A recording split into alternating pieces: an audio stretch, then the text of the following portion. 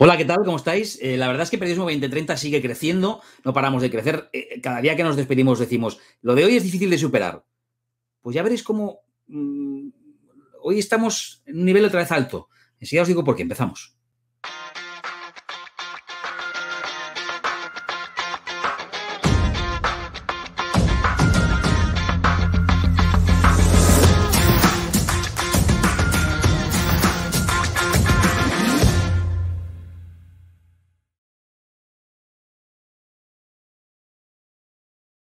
Periodismo 2030 con Fernando Jauregui. Fernando, ¿qué tal? ¿Cómo estás?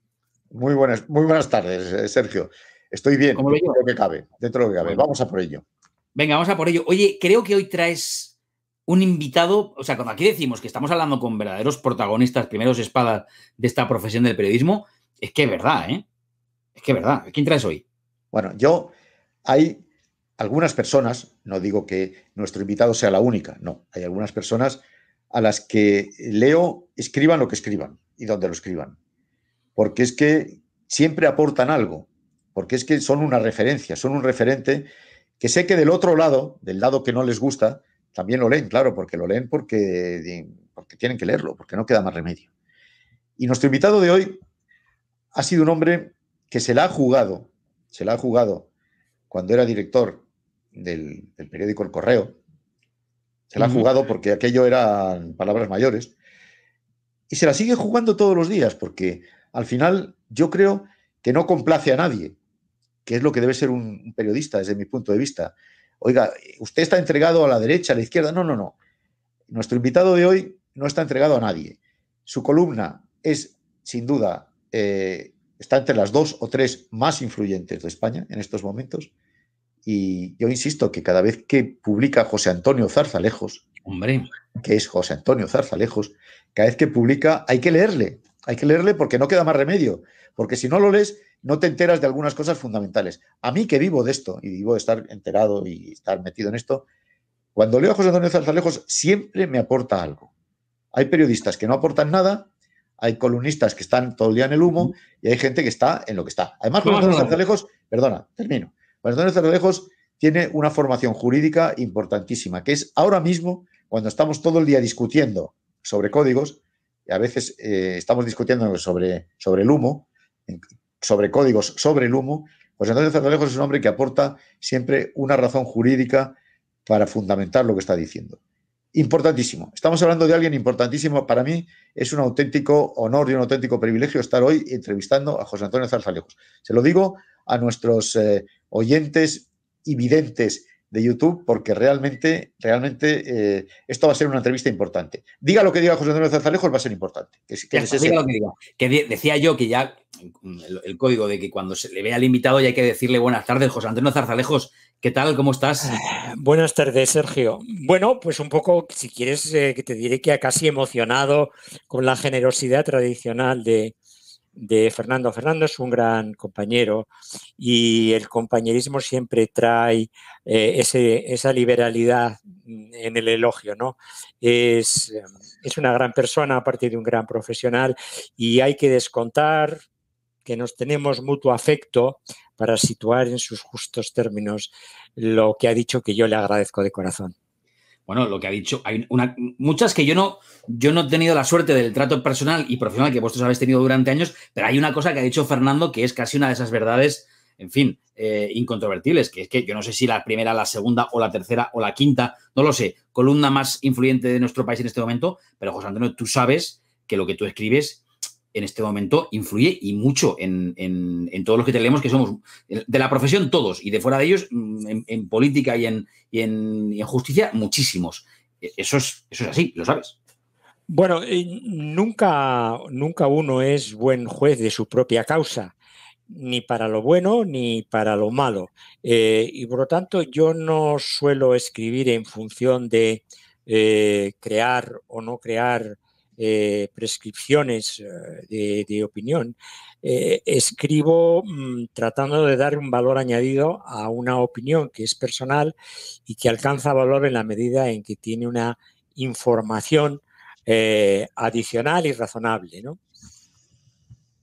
Fernando, ¿quieres empezar? Bueno, Sí. aquí en nuestros debates Periodismo 2030 vamos a reflexionar sobre el periodismo que viene, de la próxima década. Y a partir de ahí hay centenares de preguntas. Rompe el hielo, Fernando, venga. Yo tengo 12 millones de preguntas para José Antonio, pero no nos va a dar tiempo, así que solamente vamos a plantearte 1 millón de las Vale, 12. José Antonio, primero de todo, la gente que escribís en medios influyentes y que sois por vosotros influyentes, ¿hasta qué punto determináis una conducta por parte de un gobierno que yo creo que no nos lee, pero que sí sé que nos lee?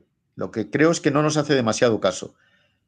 ¿Debería hacernos más caso? ¿Debería haceros más caso a la gente que realmente sabéis de qué habláis y habláis pensando no en ellos como lectores, sino en el ciudadano como lector? pues yo te diría que nunca he llegado a saber en qué medida un escrito, una columna, un planteamiento de opinión y análisis puede influir sobre un gobierno o sobre un estamento de poder, sea cual fuera. Tiendo más bien a pensar que nunca es una influencia individual, sino que lo que influye sobre los gobiernos y los estamentos de poder económico o cultural o académico o político son lo que se llaman corrientes de opinión. Y las corrientes de opinión se forman por la acumulación de digamos, análisis y opiniones que van en un mismo sentido. Es decir, si en este momento, pues por ejemplo, se dice que tenemos un presidente que no está liderando la situación sanitaria, institucional y política que hay en España, no es porque lo escriba uno y otro, sino porque lo escriben muchos desde distintos medios y de distintas perspectivas, de tal manera que hay una cierta veracidad y objetividad en el análisis. En definitiva, una columna concurre con otras muchas más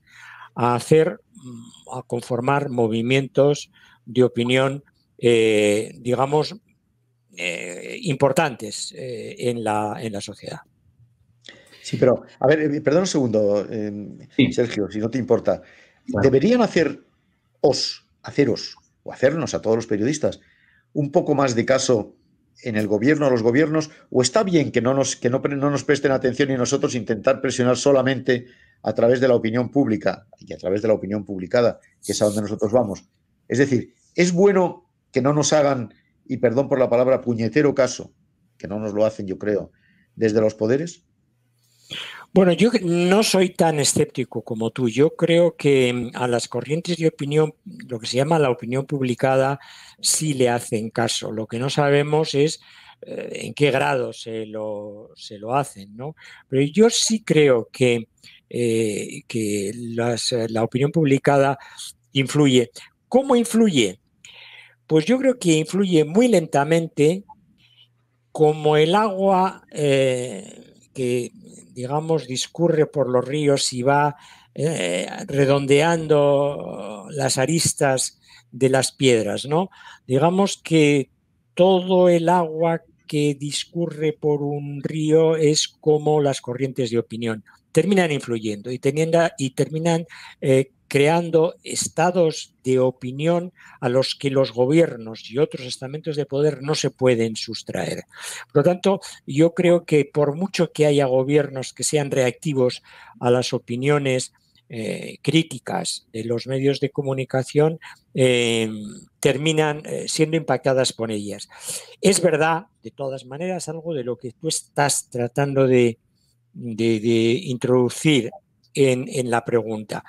Es verdad que el sistema de checks and balance, es decir, de controles y de contrapesos en una sociedad democrática como la española, pero no solo como la española, se ha deteriorado extraordinariamente, porque el poder ejecutivo es un poder expansivo, tanto sobre el judicial como sobre el legislativo, mediante mecanismos pues que pueden ser constitucionales y de hecho lo son en su letra, pero no en su espíritu. Pongo dos ejemplos. Hombre, cuando un gobierno como el que en este momento hay en España ha dictado más de 130 decretos leyes y apenas ha aprobado en el Parlamento por el procedimiento ordinario media docena, pues claramente se ve que hay una usurpación literalmente legal, pero en espíritu no legal, no constitucional, de las funciones legislativas del Congreso y del Senado. Y lo mismo podría decir del Poder Judicial, es decir, la falta de autonomía para que una parte del órgano de gobierno de los jueces pueda ser elegida a propuesta o directamente de los que forman los funcionarios de la magistratura, como indican además las instituciones europeas y concretamente el Consejo de Europa, pues es claramente una invasión gubernamental y partidaria sobre el Poder Judicial.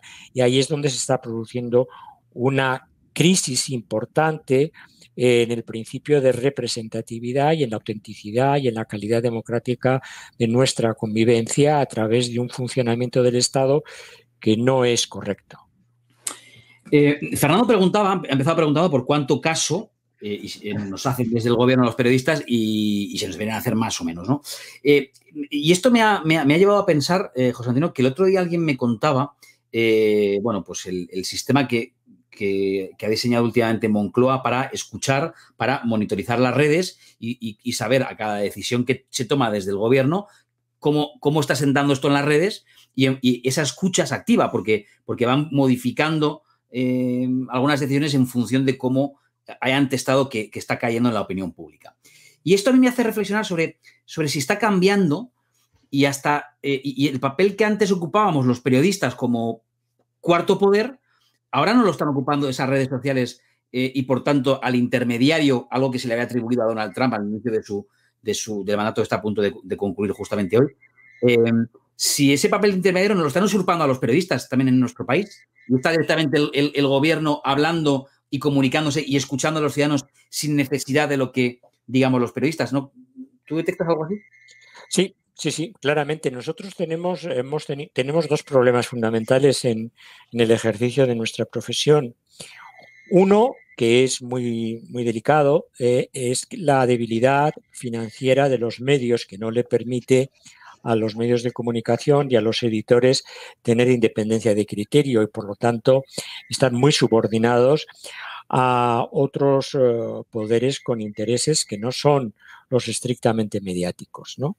Ahí no solamente interviene el poder político, sino también el poder empresarial y algunos otros. Por lo tanto, ahí nosotros ya no disponemos de aquellos grandes medios que eran independientes desde el punto de vista financiero y que podían adoptar decisiones editoriales autónomas y además amparar a sus periodistas para que hiciesen información, opinión y análisis también independiente y libre.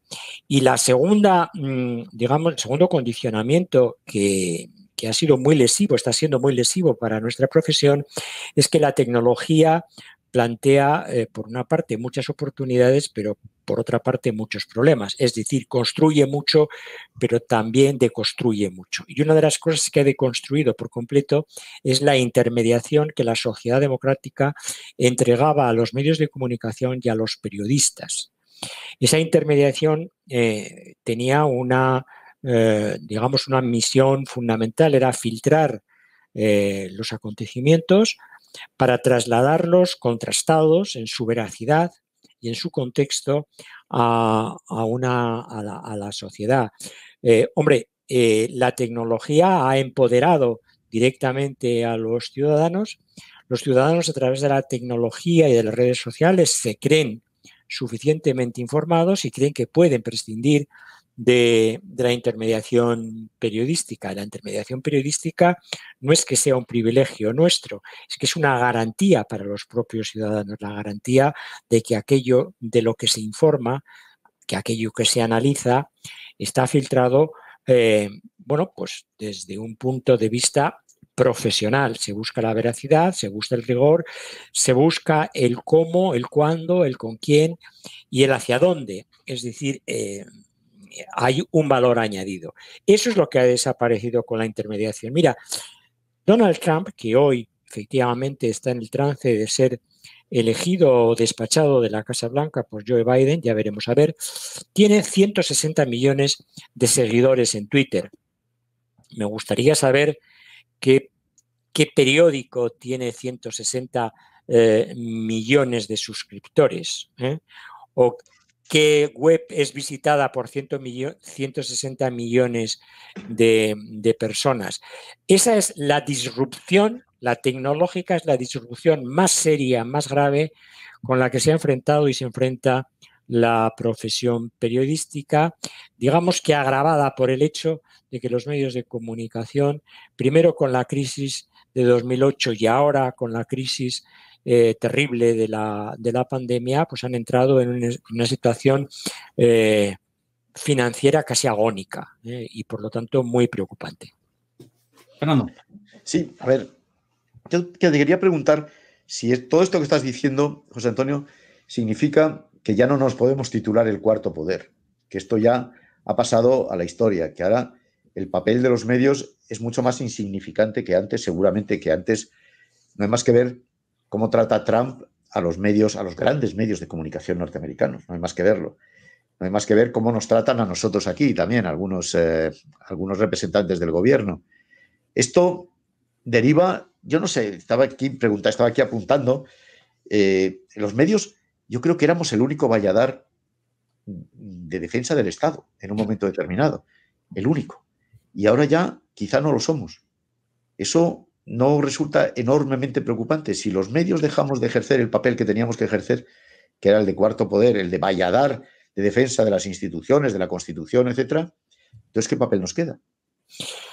Bueno, yo no estoy muy seguro de que los medios hayamos sido, que ahora no, evidentemente, los medios hayan sido, y los periodistas en los medios hayamos sido cuarto poder. Yo más bien me inclino a pensar que hemos sido contrapoder.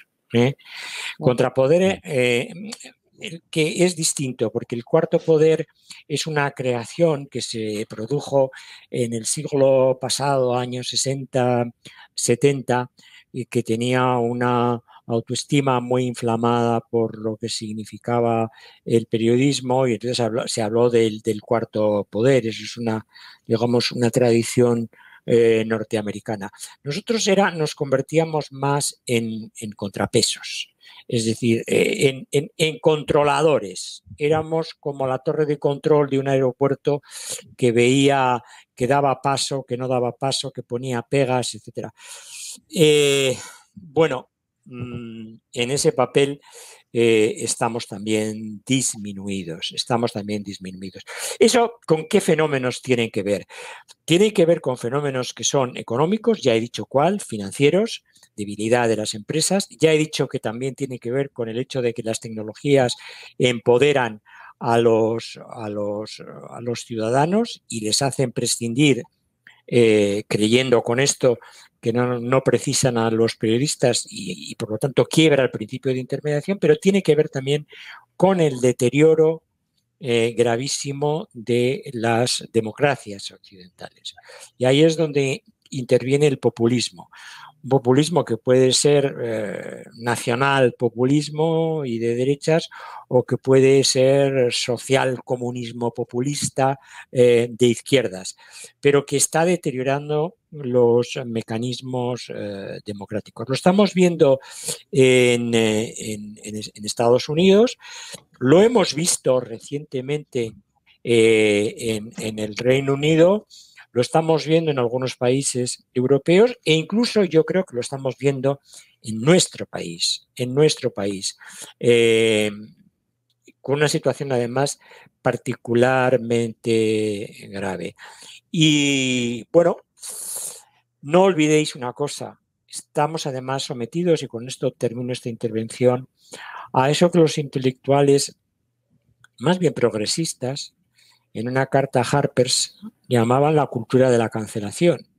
Es decir, bueno, aquí solamente se puede decir lo que es políticamente correcto que se diga, pero cuando, digamos, alguien se sale de las guías de lo políticamente correcto, es prácticamente linchado. Y es linchado no solamente por representantes de políticos que tienen en sus manos medios públicos de comunicación y muchas capacidades de alcance a la opinión pública, sino también por las redes sociales, que pueden estar muy adulteradas por los bots, muy adulteradas por los trolls, muy adulteradas por las grandes compañías que tienen a personas dedicadas exclusivamente a influir en los medios de comunicación. No olvidéis que estamos... Perdona, José Antonio, y por los partidos políticos. Sí, los partidos... Decenas de personas todos los días escribiendo contra ti, contra Sergio, contra mí, contra el que pueden, ¿o no? Contra el que les lleva la contraria. Aquí creo que lo hemos sufrido todos eso.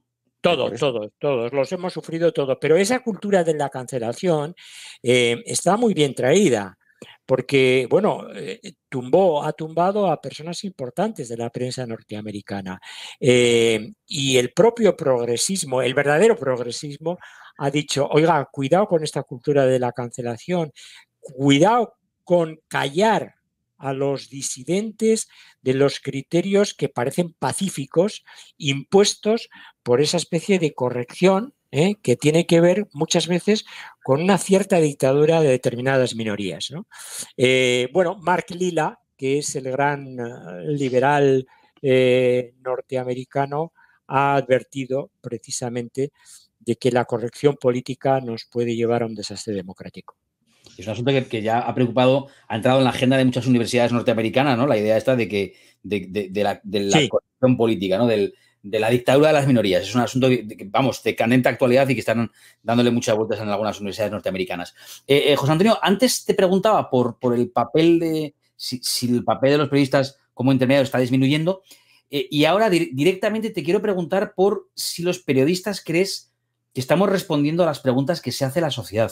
Lo pregunto porque ahora más que nunca creo que al periodismo, a los medios y a los propios protagonistas de los medios, los periodistas, se nos están viendo las costuras un poquito, ¿no? Y lo digo por sobre todo los primeros meses de la pandemia, donde no solamente no teníamos respuestas como casi nadie, eso no creo que haya puesto tanto en tela de juicio la profesión, como el exceso de suficiencia con el que decíamos una cosa hoy y 48 horas más tarde o el mismo día, la contraria con la misma seguridad y con la misma arrogancia a veces, ¿no?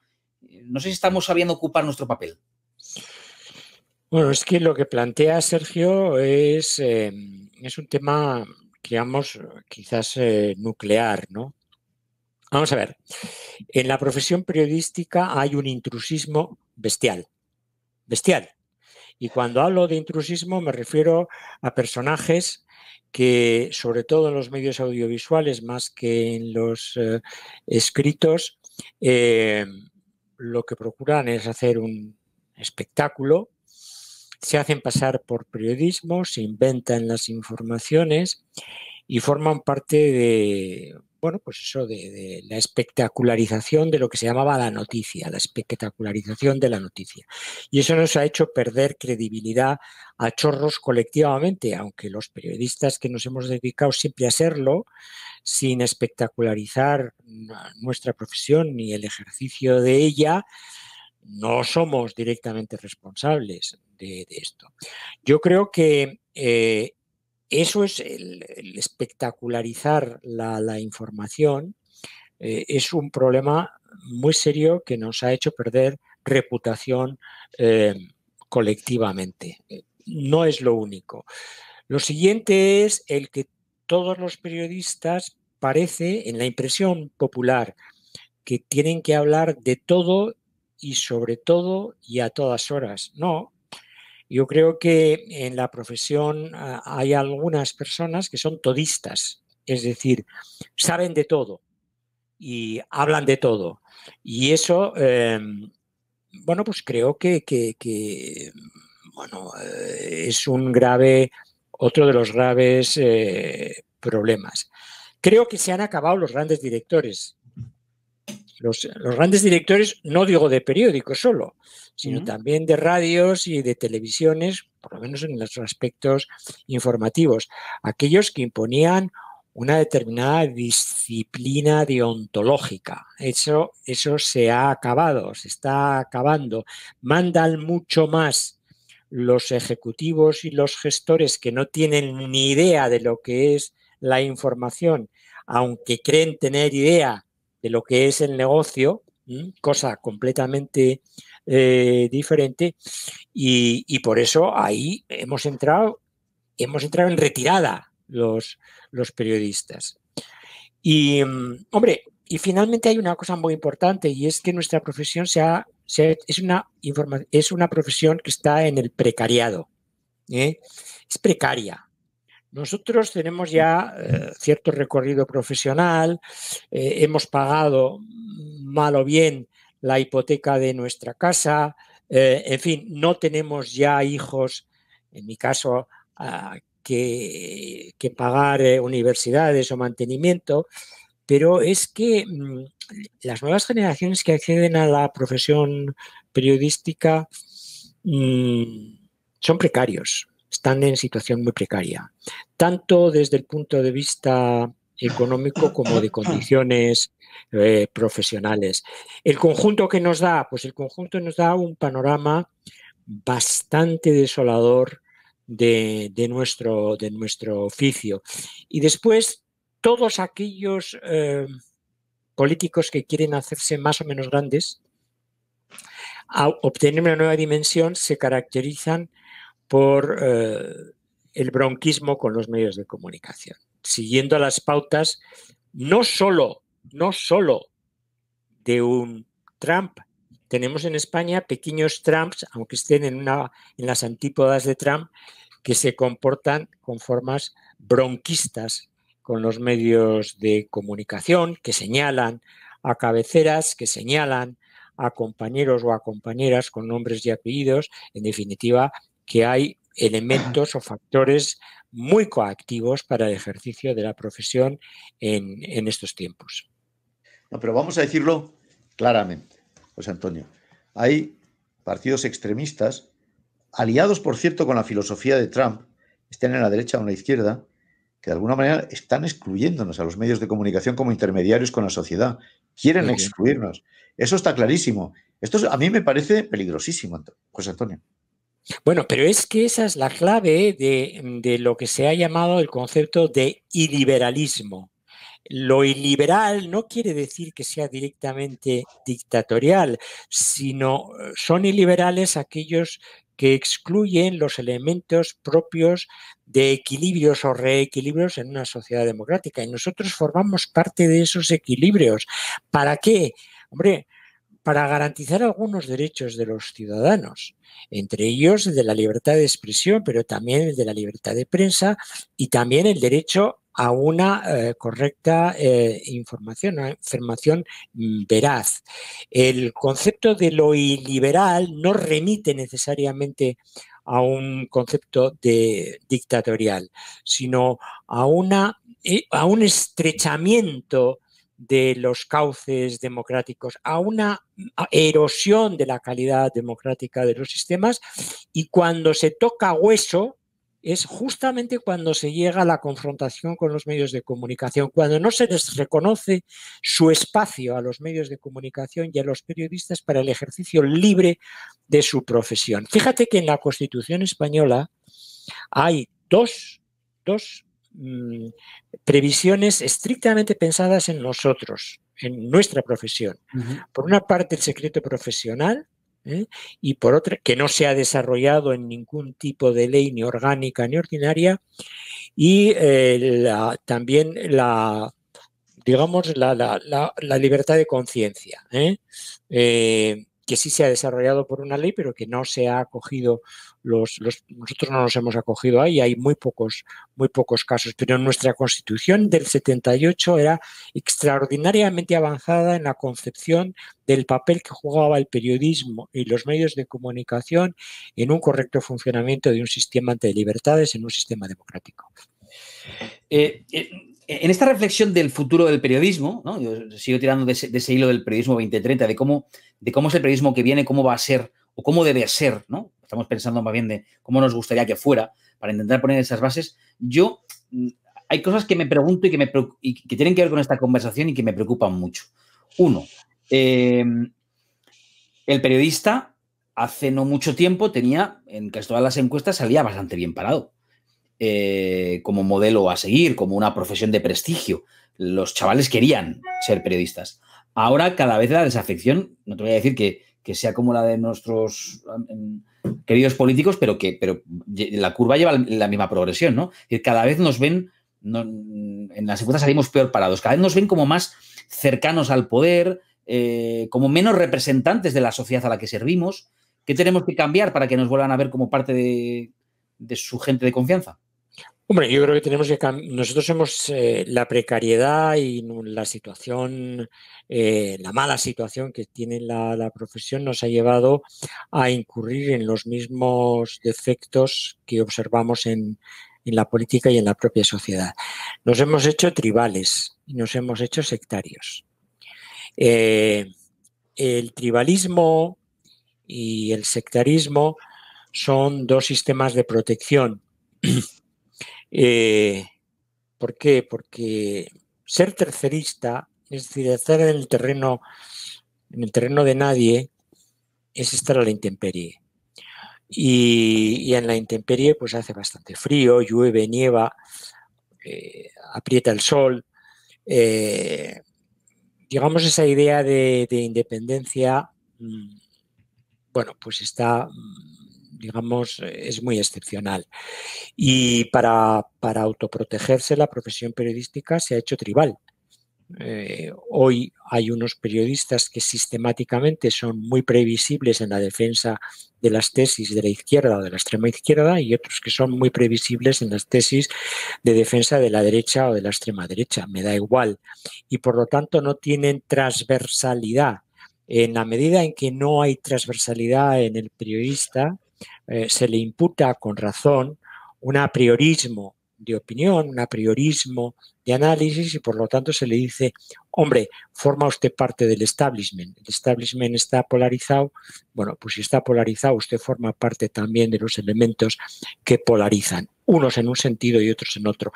Yo creo que nos tendríamos que rescatar colectivamente de esa polarización que está gangrenando nuestra convivencia. Pero para eso hace falta que tengamos conciencia de que este es un mal que nos está carcomiendo a todos. Conciencia de eso y una cierta organización, José Antonio, que no tenemos. Por supuesto. La organización corporativa es un desastre, desde mi punto de vista. Realmente, ¿qué hacemos? Aparte del foro Periodismo 2030, aparte de tus artículos, ¿qué hacemos? Es que no hay nadie que nos organice frente a una situación de prepotencia del Estado frente a nosotros. Bueno, nosotros hemos sido siempre muy reactivos a la sindicalización. Nunca hemos estado abiertos a sindicalizarnos. Perdona, ¿eso es bueno o malo? Yo creo que era básicamente bueno.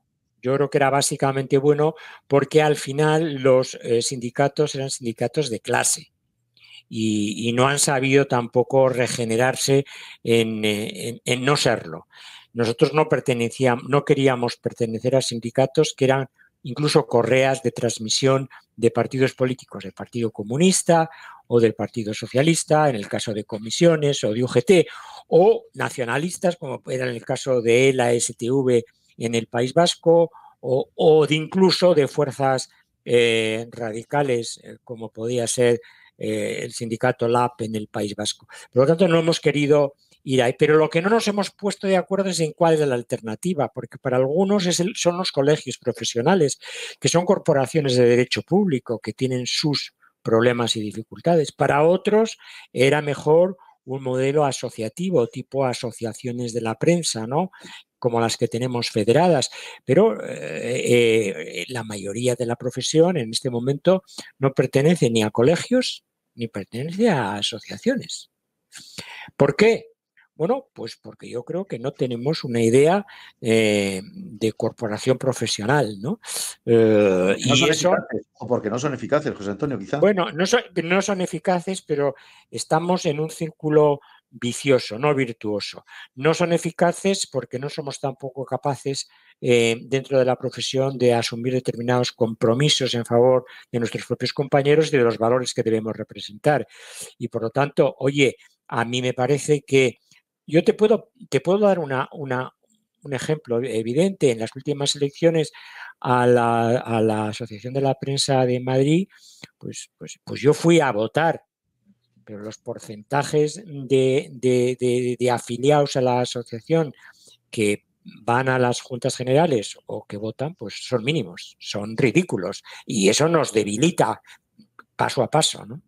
Por lo tanto, tenemos una idea de nuestra profesión muy dispersa, muy antagónica, muy poco solidaria.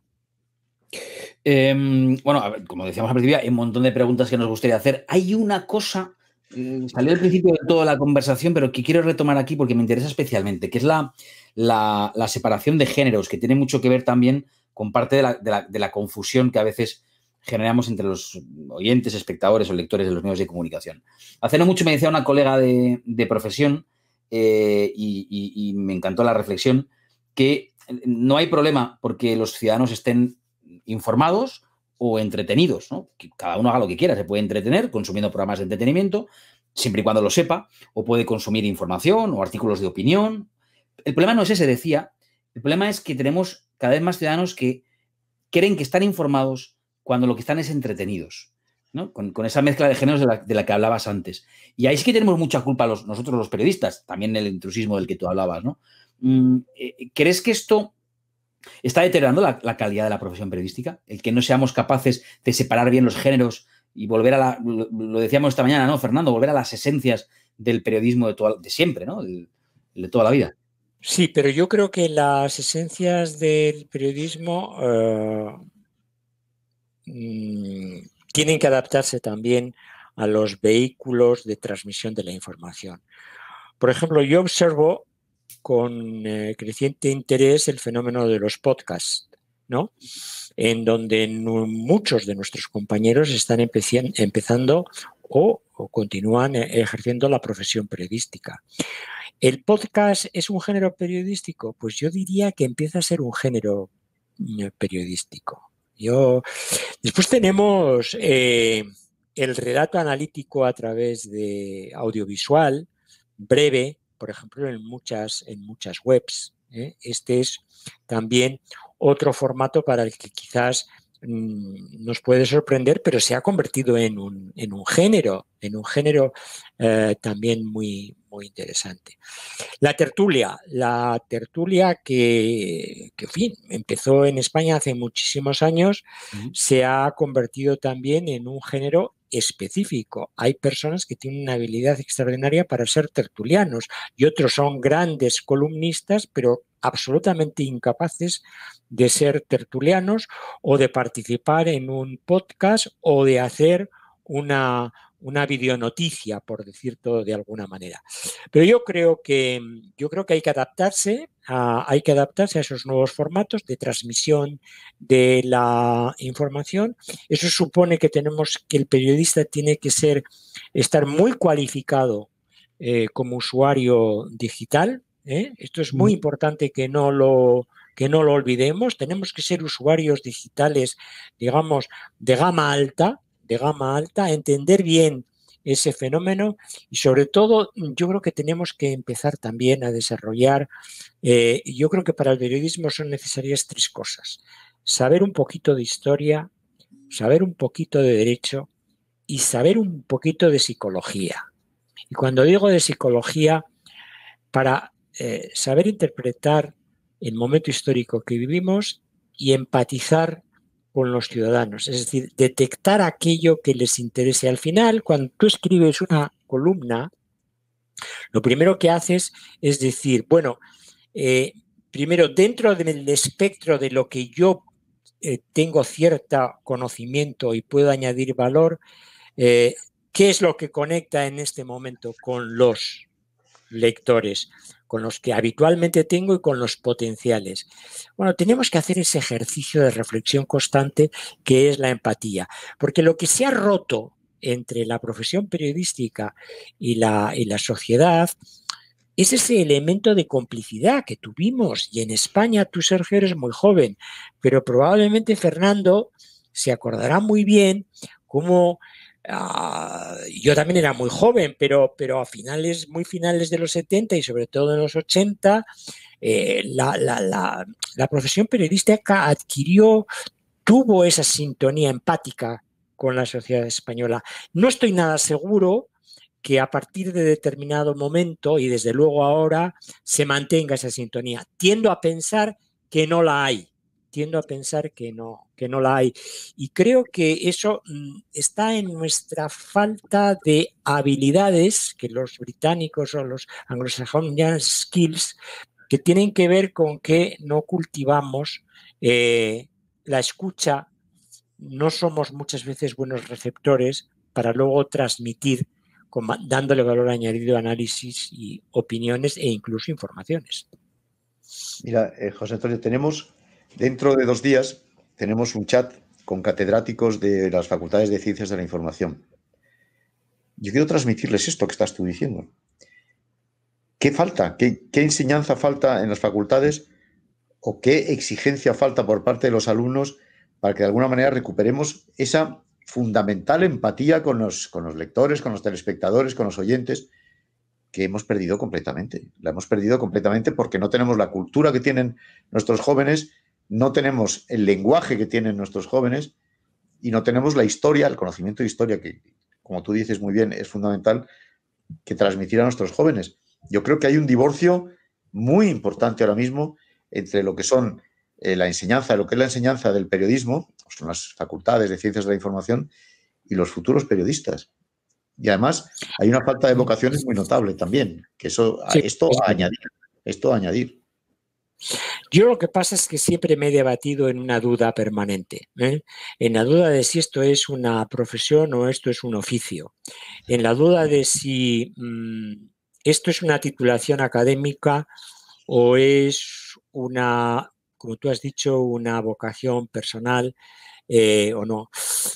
No la he terminado de resolver. Yo no soy licenciado en Ciencias de la Información, porque cuando yo estaba en condiciones de abordar unos estudios universitarios, vivía en Bilbao y entonces el periodismo no formaba parte de las carreras universitarias, había una escuela, ¿no?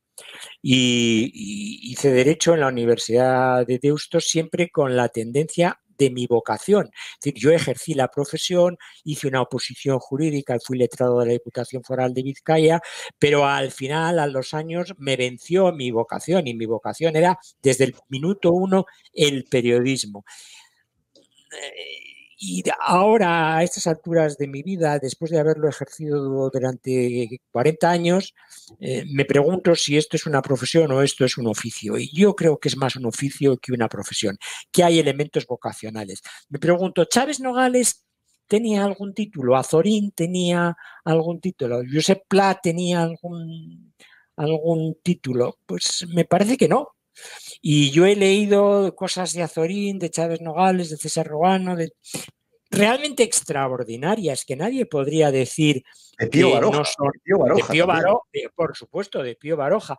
Nadie podría decir que no es periodismo químicamente puro. Te diré, tú sabes muy bien que Chávez Nogales fue desde cronista a corresponsal, o Azorín, o Pla. Yo aquí tengo todas sus crónicas de la proclamación de la República, publicados en periódicos catalanes. Me pregunto si es que todos aquellos no eran periodistas.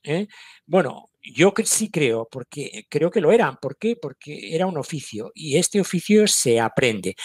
Periodista tiene que salir a la calle, tenemos que salir a la calle, tenemos que coger autobuses, tenemos que ir en el metro, tenemos que hablar con la gente, el farmacéutico, la señora del supermercado, tenemos que poder estar y hablar con un ministro en el ministerio, con un jefe del gabinete en la Moncloa y a la vez hablar con un sindicalista.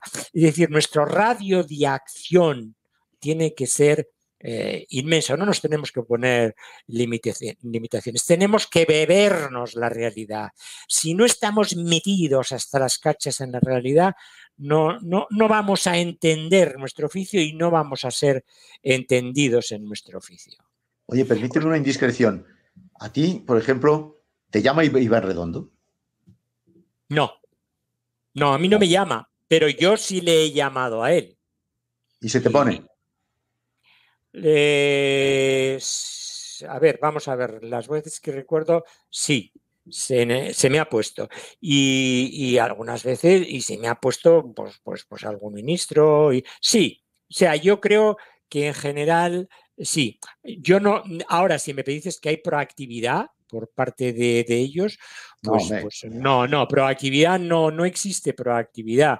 Y hemos visto además algunas cosas tan profundamente antiestéticas, por ejemplo, en esta pandemia que ha sacado lo mejor y lo peor de nosotros, y en el terreno de nuestra profesión ha sacado cosas muy feas y muy malas, pues, a un secretario de Estado de Comunicación filtrando las preguntas, ¿no? Que motivó un escrito que yo firmé, por cierto, También. Tú también, Sergio, bueno, pues sí. Muchos firmamos diciendo, oiga, mire, esto no puede ser que el secretario de Estado de José Antonio, yo también lo firmé, pero es que a mí ni siquiera me han dejado integrarme en el panel de los que preguntaban. Tengo una carta del secretario de Estado de Comunicación diciendo, no, tú no, porque no tienes nada que aportar. Así. Exacto, porque, bueno, esa es la segunda parte, ¿no? Y después existen chats, es decir, digamos que la relación entre los poderes políticos y los medios está muy adulterada, terriblemente adulterada. Y entre unos y otros, además, están de por medio grandes corporaciones que están metidas indisimulada y descaradamente en el funcionamiento de los medios de comunicación. Bueno, se nos acaba el tiempo, estaríamos toda la tarde o todo el día entero hablando con José Antonio Zarzalejos, porque la verdad es que la conversación está siendo una gozada. Fernando, que está apuntando ahí, es que hay titulares por cada segundo cuadrado. O sea, esto... no exageres. José Antonio lo ha puesto todo perdido de titulares y a ver qué hacemos ahora. Pero bueno, también es labor del periodista elegir, ¿no? Que contar historias también es elegir. Y ahí Fernando es maravillosamente bueno eligiendo titulares. Te lo acabo de pasar, Fernando. Pero para poner punto y seguido, si quieres, a esta conversación... la pregunta del día, yo llevo todo el día preguntándolo, ¿quién va a ganar? ¿Trump o Biden? No tengo ni idea, pero no tengo ni idea, y además es de esas cosas en las que se puede expresar un deseo, pero el deseo puede confundir al oyente. Esto está pasando mucho. Ya pasó hace 4 años también, ¿eh? Sí. Yo lo que digo es que el año 16 fue el año 16 fue el año del Brexit y el año de Trump. Y nos confundimos todos porque preveíamos que el Reino Unido iba a seguir en la Unión Europea y que iba a ganar Hillary Clinton. Luego nos dimos cuenta que estábamos desconectados de algunas realidades y ganó Trump, y además el Reino Unido votó Brexit, ¿no? Y no Remain. No lo sé. Sí sé una cosa. Estoy casi seguro de una cosa, que la onda expansiva de que gane uno o el otro va a tener una significación política, democrática, hasta ética muy diferente. A mí, Donald Trump, y que me disculpen quienes estén en desacuerdo, me parece que hace un mundo peor. Hace un mundo peor no solo en las cuestiones de fondo, ese negacionismo sistemático, ese etnonacionalismo que tiene, una cierta xenofobia, su forma reaccionaria de conducirse. No solamente eso, sino también creo que ha roto la convención de los modales, de la urbanidad. Y eso me parece gravísimo, que también se ha producido en algunas otras esferas, por ejemplo, en España. Yo creo que la palabra nunca es inocente, y la forma de conducirse los políticos es extraordinariamente importante. No te puedes conducir, si eres un presidente de los Estados Unidos, como un tipo que está apoyado con el codo en la barra de un bar y charlando con los amigos. Es decir, por decirlo claramente, el presidente de los Estados Unidos no puede llamar públicamente en un discurso hijo de puta a un periodista, que lo ha hecho. Esto es importante. Además, con Trump a los periodistas nos iría peor, porque es que realmente no contempla para nada las convenciones de lo que somos. Así que, por supuesto, oye, yo 100 votos que tuviese se los daría a Biden, que tampoco es un ser así entusiasmante. Sí se los daría, mira, 200 que tuviese se los daría a Kamala Harris. Pero bueno, esto ya es otra cuestión. José Antonio, que muchísimas gracias. Gracias. Tengo que darte las gracias por estar con nosotros. Subimos este vídeo ya a nuestra web y eres parte de nosotros ya. Eres miembro del Club Periodismo 2030 que nos haremos oír. Incluso nos escuchará Trump si gana, que espero que no, por favor, que no gane. Esperemos que no. Bueno, el honor es para mí. Gracias, Sergio. Gracias, Fernando. Un placer enorme. Os mando un abrazo muy fuerte. Dejadme que os diga, tenéis a todos los que nos estáis viendo, tenéis en las redes sociales Periodismo 2030, nos seguís ahí en Twitter, nos seguís con el mismo nombre en Instagram, también en Facebook, y nos encontráis en la página web periodismo2030.com. Y todo esto es fundamentalmente la encuesta de la que ha hablado Fernando y de la que hoy hemos dado algunos datos con el impulso gracias a la Fundación AXA que nos está permitiendo hacer todos estos encuentros. Gracias a todos, nos encontramos la próxima. Gracias, José Antonio. Gracias, Fernando. Gracias, adiós. Un abrazo, José Antonio. Adiós, Fernando.